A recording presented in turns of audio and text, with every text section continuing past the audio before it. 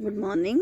आज हम पढ़ेंगे बीएससी पार्ट फर्स्ट का paper second, cell biology and genetics. इसमें हम पढ़ेंगे न्यूक्लियर ऑर्गेनाइजेशन। न्यूक्लियर ऑर्गेनाइजेशन में हम क्रोमोसोम्स के बारे में पढ़ चुके हैं। इससे प्रीवियस क्लास में भी हम क्रोमोसोम्स के बारे में पढ़ चुके थे। अब हम फर्दर स्टडी करेंगे। टीलोमियर्स। Chromosome have polarity and polar ends of chromosomes are known as telomere. Chromosomes में polarity होती है और इनके जो polar ends हैं chromosomes के, ये कहलाते हैं telomeres. Telomeres prevents fusion. Telomere fusion को रोकने का काम करते हैं of one chromosome to other chromosome. ये टीलोमियर फ्यूजन को रोकते हैं, मीन्स एक और दूसरे क्रोमोसोम आपस में फ्यूज ना हो जाए, उसे रोकने का काम टीलोमियर का होता है। Telomere rich in guanine base. ये जो टीलोमियर हैं इनमें ग्वानिन बेस होता है 5-TT-AGGG3। Enzyme telomerase synthesize telomere part of chromosome which is ribonucleoprotein. जो एंजाइम टीलोमरेज है ये सिंथेसाइज करता है टीलोमियर का, और ये क्रोमोसोम का एक पार्ट होता है। ये टीलोमियर है क्रोमोसोम का पार्ट होता है विच इज राइबोन्यूक्लियोप्रोटीन, जो कि राइबोन्यूक्लियोप्रोटीन होता है। Telomere of chromosomes become shorter during ageing process. Ageing process के दौरान जो टीलोमियर है ये छोटा होता जाता है। तो ये मेन क्या है, ये पोलैरिटी को वो करने वाला, इनमें पोलैरिटी होती है, तो जो पोलर एंड्स हैं ये टीलोमियर कहलाते हैं। हम यहाँ डायग्राम देखते हैं। डायग्राम में आप देखिए टीलोमियर, ये जो पोलर एंड हैं ये टीलोमियर हैं। आप अपर और लोअर साइड में देख सकते हैं। सेकेंडरी कंस्ट्रक्शन और एनओआर न्यूक्लियोलर ऑर्गेनाइजन रीजन। तो ये सेकेंडरी कंस्ट्रक्शन है, मीन्स प्राइमरी कंस्ट्रक्शन जो पहले हो रहा है कंस्ट्रक्शन, जो आपस में फ्यूज हो रहे हैं। देखो दो क्रोमोसोम आर्म हैं, ये आपस में फ्यूज हो रही हैं। ये यहाँ पर आपस में फ्यूज होके प्राइमरी कंस्ट्रक्शन, या हम इसको बोलते हैं सेंट्रोमियर।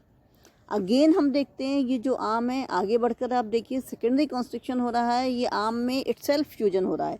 पहले बोथ आर्म्स में फ्यूजन हुआ था, दैट इज प्राइमरी कंस्ट्रक्शन और सेंट्रोमियर। देन सेकेंड टाइम हम देखते हैं तो इंडिविजुअल आर्म में कंस्ट्रक्शन हो रहा है, that is called nuclear organizer region. ये न्यूक्लियर ऑर्गेनाइजल रीजन कहलाता है। तो डायग्राम के अकॉर्डिंग आप देखिए, आपको क्लियर दिखा सकते हैं। Then primary and secondary construction. Primary और सेकेंडरी कंस्ट्रक्शन क्या होता है? एज क्रोमोसोम एट प्रोफेज और मेटाफेज, क्रोमोसोम प्रोफेज और मेटाफेज स्टेज में इट कंसिस्ट ऑफ 2 क्रोमेटिड्स। उसके 2 क्रोमेटिड्स होते हैं। प्रोफेज और मेटाफेज स्टेज में क्रोमोसोम्स के 2 क्रोमेटिड्स होते हैं। Both the chromatids of a chromosome are joined. जो क्रोमेटिड्स हैं दोनों क्रोमोसोम्स के, ये जॉइंड हो जाते हैं and connected by a structure called centromere. दोनों साइड के, जैसा कि डायग्राम में भी दिखाया था, ये क्रोमेटिड्स जॉइन हो जाते हैं और ये सेंट्रोमियर बनाते हैं। At the region of centromere the chromosome is completely narrower. जो सेंट्रोमियर रीजन है यहाँ पर क्रोमोसोम्स नैरो हो जाते हैं and remaining part of chromosome, और ये क्रोमोसोम का पार्ट बन जाते हैं। Thus it is termed as primary construction. इसलिए ये कंस्ट्रक्शन कहलाता है प्राइमरी कंस्ट्रक्शन। सेंट्रोमियर है जो पार्ट है, क्रोमोसोम्स कंप्लीटली नैरो हो जाते हैं, आपस में पास में आ जाते हैं, और जब पास में आके फ्यूज हो जाते हैं, that fusion is called primary constriction. Besides primary construction, other construction may also occur on some chromosomes.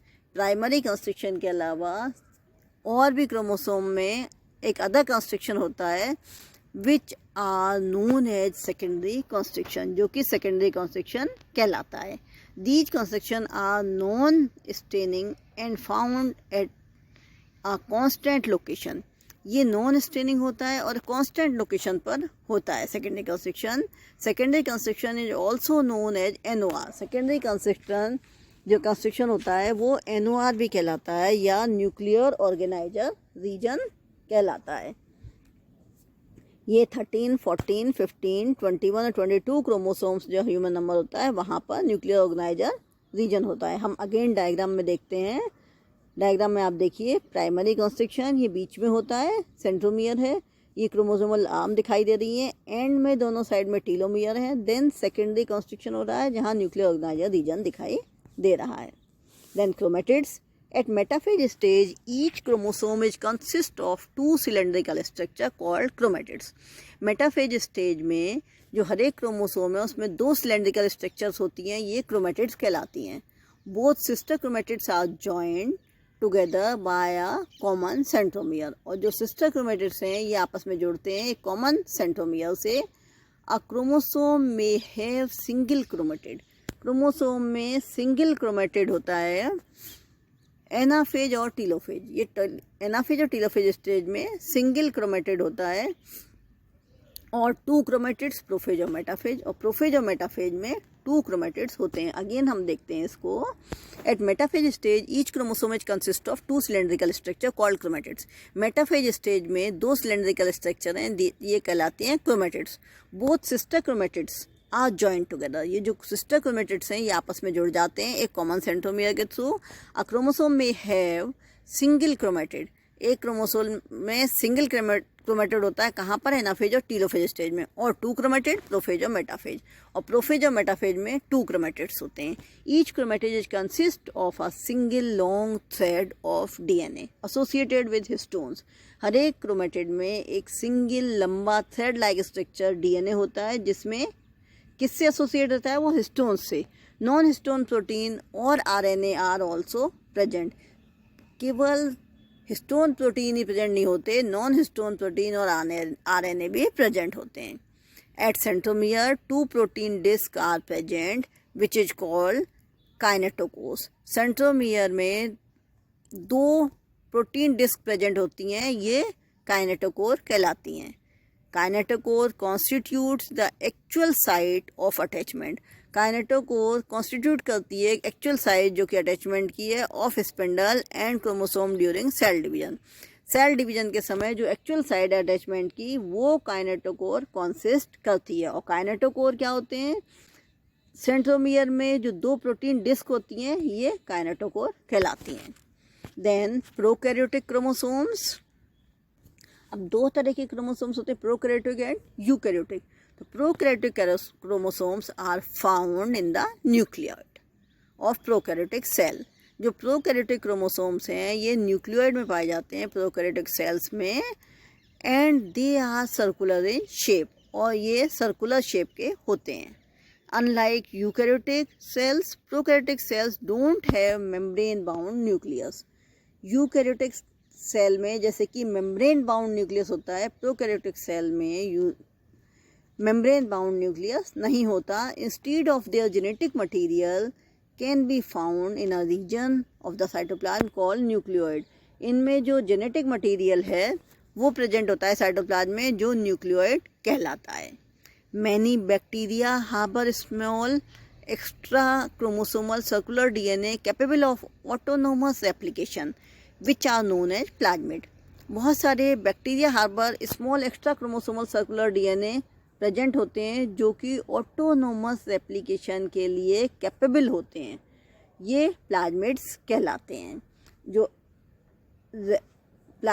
Plasmids का काम क्या होता है? ये जो डीएनए हैं जो कैपेबल होते हैं ऑटोनोमस रेप्लिकेशन के लिए, ये सब प्लाज्मिड्स कहलाते हैं।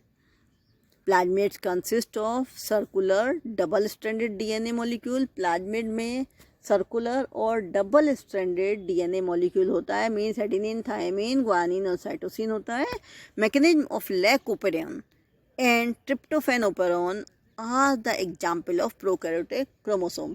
प्रोकैरियोटिक क्रोमोसोम्स के एग्जाम्पल हैं ट्रिप्टोफैन, ओपेरॉन एंड लैकोपेरॉन। ये क्रोमोसोम्स के प्रोकैरियोटिक क्रोमोसोम्स के एग्जाम्पल हैं। अब देखिए प्रोकैरियोटिक और यूकैरियोटिक में क्या डिफरेंस है। प्रोकैरियोटिक में कोई आउटर कवरिंग नहीं होती, ये सर्कुलर इन शेप होते हैं, जबकि यूकैरियोटिक में outer covering membrane bound structure होती है, जेनेटिक मटेरियल इसमें बाउंड होता है। जो बैक्टीरियाज हैं इनमें ऑटोनोमस रेप्लिकेशन का काम होता है जो प्लाज्मिड्स करते हैं। Plasmids circular double stranded DNA होते हैं, डीएनए मॉलिक्यूल्स।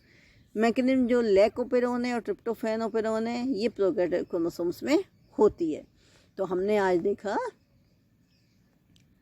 टीलोमियर के बारे में, what is telomere and the function of telomere, then diagram discuss किया, प्राइमरी एंड सेकेंडरी कॉन्स्ट्रिक्शन के प्राइमरी कॉन्स्ट्रिक्शन क्या होता है, सेकेंडरी कॉन्स्ट्रिक्शन क्या होता है, then chromatids, then prokaryotic chromosomes. Thank you.